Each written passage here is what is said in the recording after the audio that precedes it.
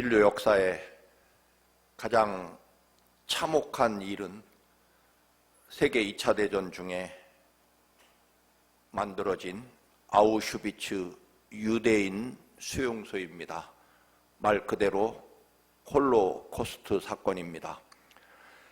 이 유대인 처형 수용소 아우슈비츠에는 콜베라는 신부님도 있었습니다. 원래 그는 폴란드 사람이었지만 수천 명의 유대인들을 보호하고 숨겨주다가 유대인으로 취급되어 그도 아우슈비츠 수용소에 갇히게 됩니다.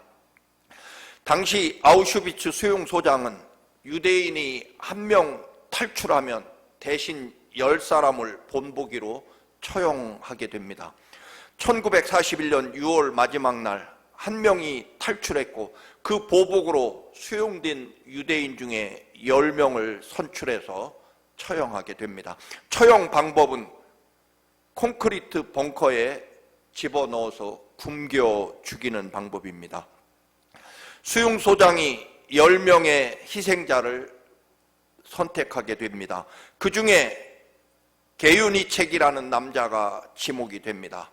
그 순간 이 게유니책은 절망과 몸부림으로 독일 병사에게 매달리며 외칩니다. 저는 기다리는 어린 아내와 두 아이가 있습니다. 제발 살려주십시오. 어림도 없는 소리, 콘크리트 벙커로 던져지는 순간 한 남자가 나서게 됩니다. 제가 저 사람을 대신하여 죽겠습니다. 나는 아내도 자식도 없는 신부이기 때문입니다. 맥시밀란 콜베 신부, 그의 간절함에 수용소장은 콜베 신부의 대신 죽음을 허락하게 됩니다. 벙커에 갇혀 며칠만 굶주리면 더 살기 위해 식인종처럼 누군가를 죽여서 인육을 먹기도 했다고 합니다. 그러나 이번 10명의 처형자들은 매우 달랐습니다.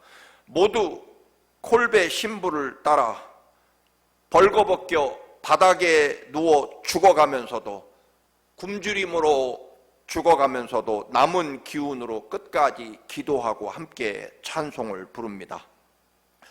3주 후에도 콜베 신부와 세 사람이 신음소리와 찬송으로 살아남고 있었습니다. 결국 수용소장은 콜베 신부와 남은 사람들을 독곡물 주사로 결국 처형하게 됩니다.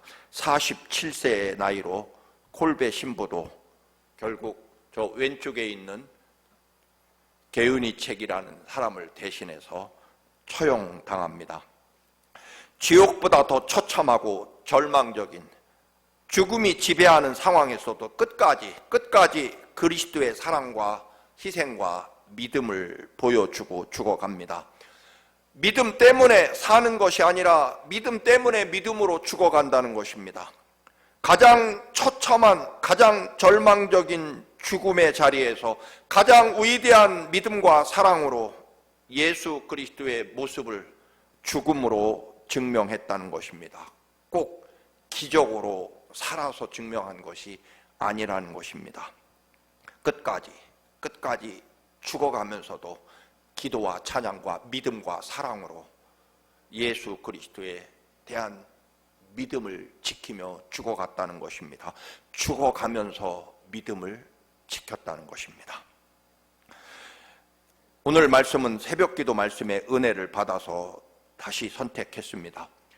바울 사도는 십자가와 부활의 주님을 만나 그가 가진 모든 위대한 것들을 다 분토와 같이 버리고 이방인의 사도로 복음을 전하게 됩니다. 수없는 고난, 온갖 시련과 모함과 박해, 감옥, 매맞음, 돌에 맞아 시체가 되기도 하고 굶주림과 질병, 풍랑과 강도를 감당합니다. 그런 끝없는 모진 고난 속에서 천막을 만들며 팔면서 고린도 교회를 세웠습니다. 그런데 그 시대를 휩쓸던 영지주의 혹은 열광주의 그리고 순회 설교자들에 의하여 고린도 교회가 순식간에 분열과 다툼 그리고 심지어는 바울 사도에 대한 멸시와 모함으로 가득 차게 됩니다. 특히 베드로나 야고보의 추천장을 자랑하던 순회 설교자들이 호화로운 대접을 받고 바울 사도가 전한 복음을 부정하고 모함하고 무시하게 됩니다. 인간적으로 바울은 너무나 억울하고 배신감에 몰려왔을 것입니다.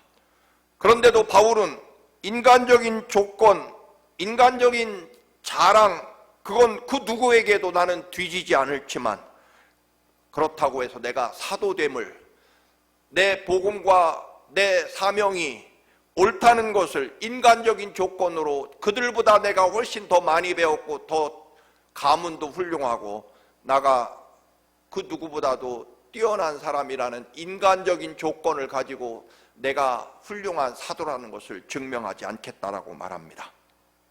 내가 진짜 예수님의 사도라는 증거는 사람들의 추천장이 아니라 주님을 위해 당한 고난과 섬김과 희생과 낮아짐을 가지고 내가 예수 그리스도의 사도라는 것을 증명하겠다는 것입니다. 오늘 집사님이 기도했지만 우리는 종종 내가 그리스도인이고 내가 하나님 믿는 사람이라는 것을 증명하기 위해서 추천장, 요즘 말로 말하면 박사학위, 돈, 꼭 성공해야만 하나님 살아계신 믿음을 증명한다고 착각합니다. 여러분, 오해입니다. 핑계입니다. 하나님의 사랑과 나의 거듭남, 내가 예수 믿는 사람이라는 증거는, 내가 거듭났다는 사람이라는 증거는 예수 믿기 이전보다 내가 더 낮아지는 삶을 사느냐, 내가 더 섬기는 삶을 살아가고 내가 더 희생하고 사랑하고 용서하고 더 기다리면서 모든 것에 더 무조건 감사하는, 감사가 넘치는 삶이 되느냐로 내가 예수님의 사람이라는 것을 증명하는 것이다라고 하는 것입니다. 그런데 우리는 끝없이 돈이 없어서, 지위가 높지 못해서, 배우지 못해서 내가 예수 그리스도의 사람이라는 것을 증명하지 못한다고 착각한다는 것입니다.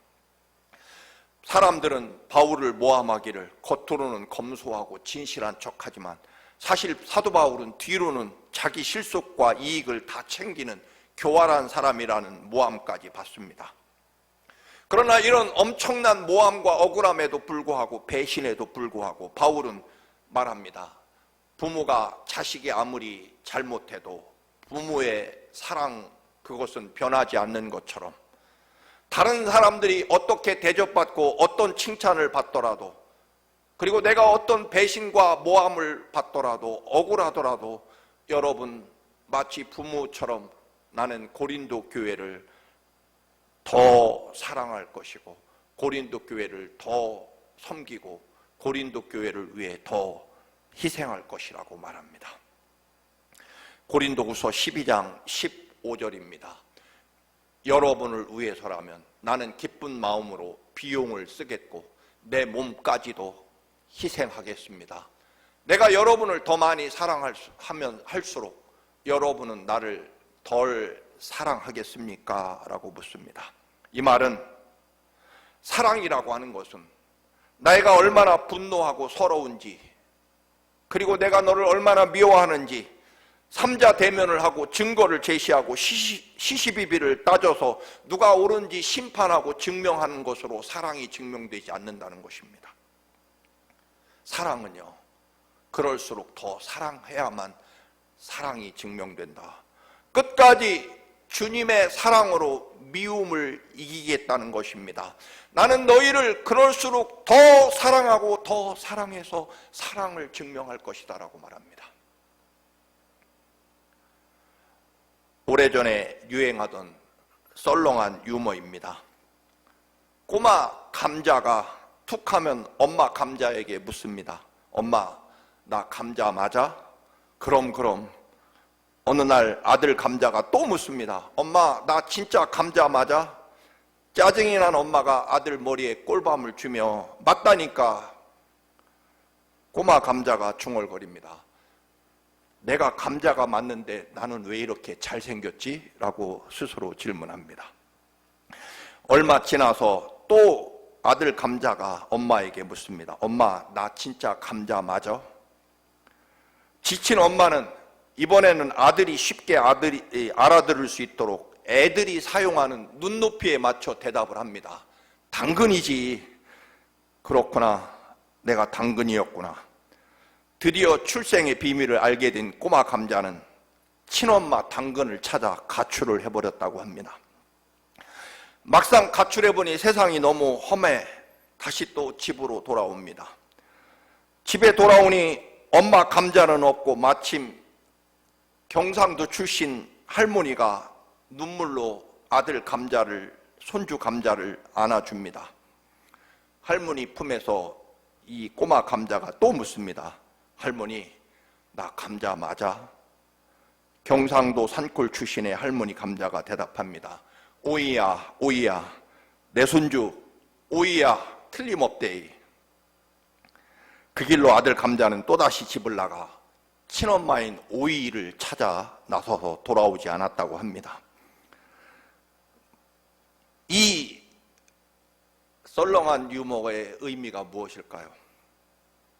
결국 자기를 자기보다 더 사랑하는 엄마의 말을 믿지 않고 할머니의 말을 믿지 않고 끝까지 자기 마음에 있는 이야기, 자기가 듣고 싶은 대답을 정해놓고 그 대답을 들어야만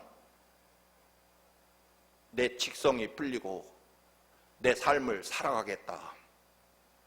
세상의 어떤 진실과 사랑도 내가 생각했고 내가 판단한 고집대로 듣고 싶은 이야기만 들으며 살아가겠다는 그런 의미가 담겨있는 우스갯소리일 것입니다. 하나님이 아들 예수 그리스도를 그 거룩하고 영광스러운 하나님의 자리를 버리고 가장 낮고 가장 천한 짐승의 우리 마구간 밥통에서 탄생하십니다. 모든 능력과 사랑으로 제자들을 사랑하시다가 결국은 모든 인류의 죄를 대신 갚으시기 위해 십자가에 피를 흘리며 죽음으로써 우리의 죗값을 갚아주십니다. 예수님은 이 참혹하고 인류 역사상 가장 끔찍하고 모욕스럽고 고통스러운 십자가의 그 죽음을 앞두고 오늘 마지막에 제자들을 끝까지 사랑하시고 그 증거로 제자들의 발을 씻겨 주십니다. 예수님은 그 참혹한 십자가 죽음을 앞두고 계신데도 제자들은 예수님이 왕이 되면 누가 국무총리의 자리에 앉을까 자리 싸움을 하고 있는 한심한 모습을 보여줍니다. 얼마 후면 제자들은 저만 살겠다고 벌거벗은 채 도망치거나 베드로는 보잘것없는 하녀 앞에서 나는 주를 모른다, 예수를 모른다고 저주하면서까지 3번 부인할 것이고 가룟 유다는 겨우 은 30냥을 받고 예수님을 노예로 팔아먹어버립니다. 이렇게 배신할 것을 예수님은 다 아시면서도 그 고통스럽고 공포스러운 모욕스러운 죽음을 십자가 처참한 죽음을 앞두고도 주님은 마지막 끝까지 예수 그리스도의 제자들을 사랑하신다고 말씀합니다. 배신할 것을 알면서도 도망칠 것을 알면서도 예수님을 팔아먹을 것을 아시면서도 손수 세숫대야에 물을 떠다가 무릎을 꿇고 그 영화로우신 하나님이 제자들의 발을 씻기시는 일로 이 땅에서의 마지막 사명을 감당하신다는 것입니다. 그 못난, 그 부끄러운 제자들의 발을 일일이 씻어주십니다. 사실은 인간이 하나님의 발을 씻겨드려야 맞는 것임에도 불구하고 그 존귀하신 하나님이 우리 앞에, 내 앞에 무릎을 꿇고 그 더러운 발을 씻어주신다는 것입니다. 제자들이 발을 씻어줄 만큼 훌륭하기 때문이 아닙니다. 제자들이 목숨을 걸고 예수님을 지키겠다고 나서는 충성스러운 제자들이었기 때문도 아닙니다. 우리를 대신하여 십자가에 죽으시고 사흘 만에 다시 살아나셔서 영원토록 우리를 도우시는 성령 하나님까지 보내주셔서 끝까지, 아니 영원토록 영원히 우리를 무조건 사랑하시는 하나님의 은혜 때문이라는 것입니다. 예수님이 왜 끝까지 사랑하시고 제자들의 발을 씻겨주셨을까요? 다 아시면서도 제자들에 따라 하나님의 사랑이 달라지는 게 아니라 하나님의 영원한 사랑에 우리들이 그 은혜 안에 들어가야 되기 때문이라는 것입니다.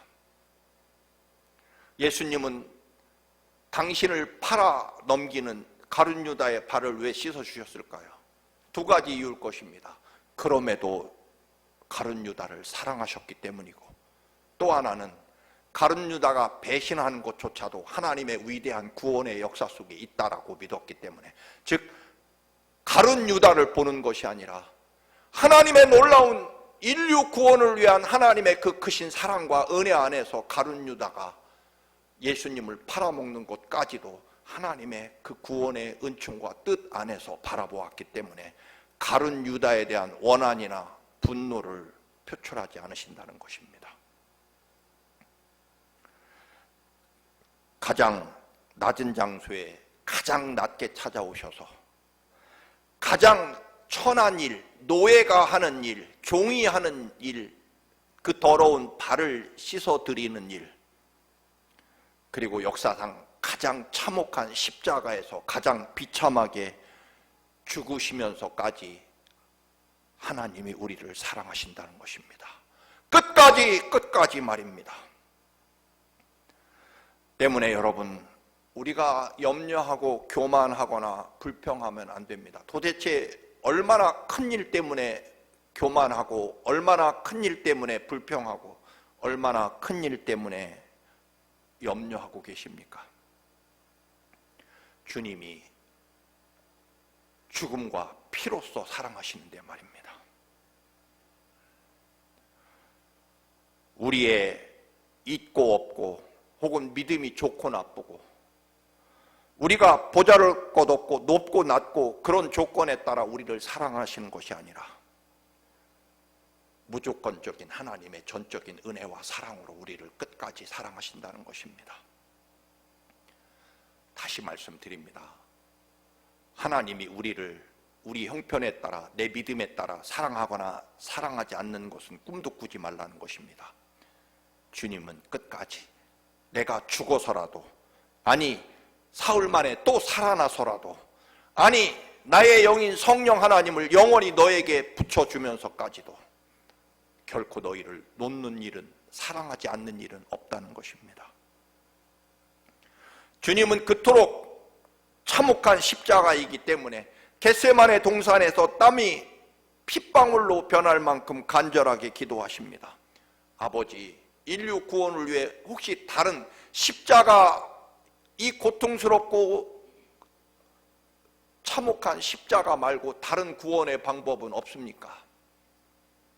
있다면 십자가를 지지 않을 수 있게 해주십시오. 그러나 아버지의 뜻이 십자가에 있다는 것을 아시고 십자가 죽음을 향해 멈추지 않고 걸어가십니다. 그 혹독한 십자가 죽음 가운데서도 사람들이 침을 뱉으며 온갖 조롱과 모욕과 저주를 퍼붓는 그 순간에도 여전히 주님은 끝까지 인류 구원을 위한 하나님의 아들이셨고, 그리고 십자가 죽음의 순간에도 아버지, 저들의 죄를 용서하여 주옵소서라고 용서의 기도를 하시고, 그리고 끝까지 내가 인류 구원을 위한 사명을 다 이루었다라고 그렇게 고백하시며 끝까지 우리를 죽어가면서까지 사랑하십니다. 너희 발이 더러우면 내가 너희들의 무릎을 꿇고 발을 씻겨서라도, 깨끗하게 해서라도, 너희가 타락해서 죄로 온갖 더러워졌으면 내가 내 피를 짠해서라도 내 피로 너희들을 깨끗이 씻어서 너희들을 하나님의 자녀로 받아주고 사랑하시겠다는 것입니다. 사랑하는 교우 여러분, 이 영원히 멈추지 않는 하나님의 사랑을 받는 우리들 어떻게 사셔야 되겠습니까? 끝까지 여러분을 사랑하시고 포기하지 아니하시는, 멈추지 아니하시는 하나님의 사랑과 은혜를 믿으시기를 간절히 축원합니다. 그 어떤 순간 그 어디에서도 주님을 사랑하시기 바랍니다. 그 어떤 것도 하나님이 우리를 사랑하시는 것에서 멈추게 하거나 끊어지게 할 수 없다라고 바울 사도는 말합니다. 로마서 8장 38절과 39절 같이 한번 읽으시겠습니다. 나는 확신합니다. 죽음도 삶도 천사들도 권세자들도 현재 일도 장래 일도 능력도 높음도 깊음도 그 밖에 어떤 피조물도 우리를 우리 주 예수 그리스도 안에 있는 하나님의 사랑에서 끊을 수 없습니다. 우리의 믿음은 오직 하나입니다. 하나뿐입니다.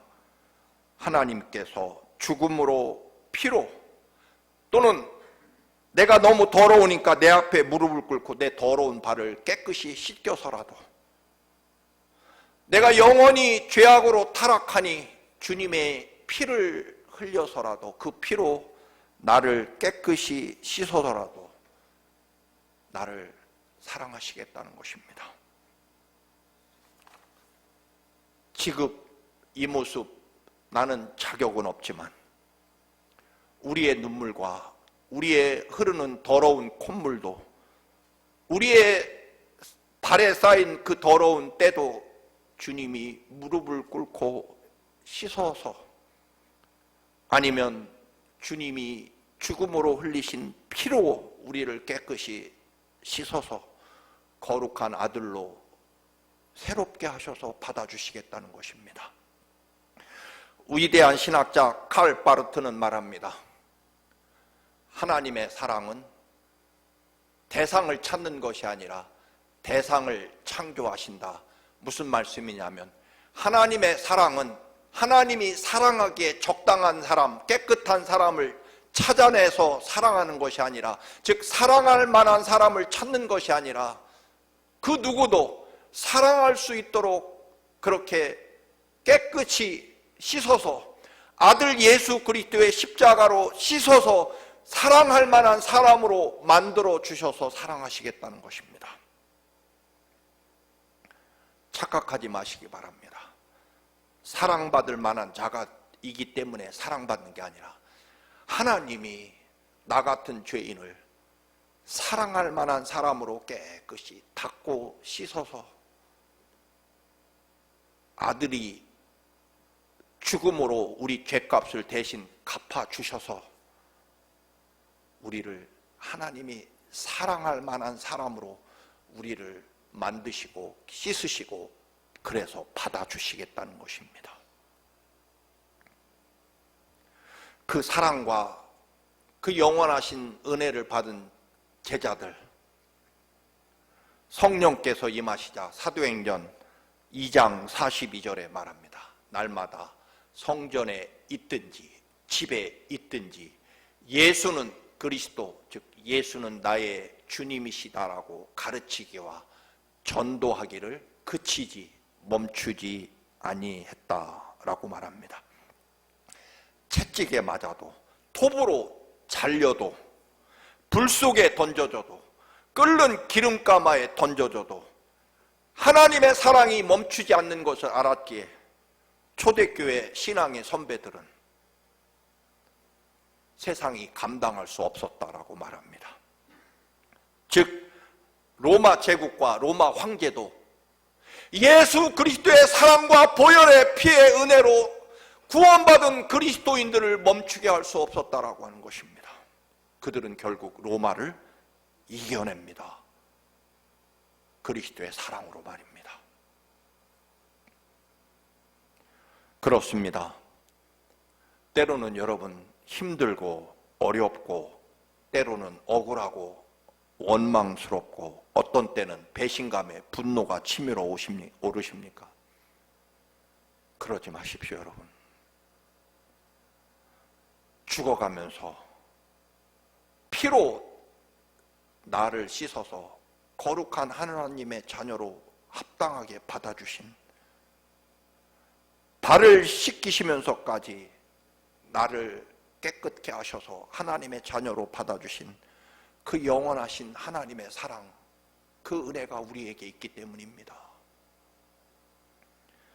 결코 멈추지 않는 십자가 죽으심과 그 피의 사랑, 또는 사흘 만에 다시 또 살아나셔서까지, 그리고 영원히 우리의 영혼과 믿음 안에 들어오셔서 함께 하시는 성령 하나님의 동행하심까지 하실 수 있는 모든 사랑과 은혜로 결코 멈추지 않고 결코 중단하지 않고 우리를 어떤 순간에도 어떤 조건에서도 누구 앞에서도 우리를 사랑하시는 하나님의 사랑을 믿었기 때문에 아브라함은요, 자기의 마지막 희망이었던 아들 이삭을 하나님께 번제로 제물로 드립니다. 요셉은요, 그 절망적인 노예 생활에서도, 감옥에서는 사형수로 죽음을 기다리면서도, 때로는 복수와 원한의 대상이었던 형들 앞에서도 하나님을 믿는 사랑과 은혜, 그걸 결코 멈추지 않습니다. 가장 억울하고 원통한 형들 앞에서도 요셉은 끝까지 하나님을 사랑하는 그 사랑을 멈추지 않았다는 것입니다.